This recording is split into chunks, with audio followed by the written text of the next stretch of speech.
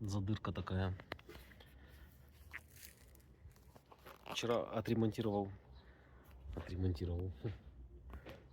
Вчера заделал плитку. Сегодня появилась вот такая штука.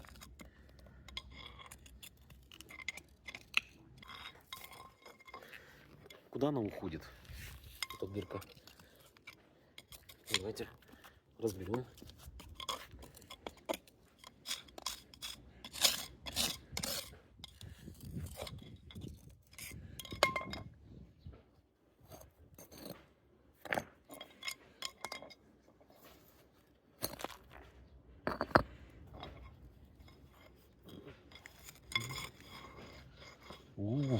То там дырка такая, что ого.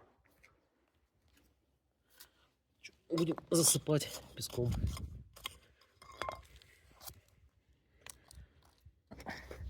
Еще куча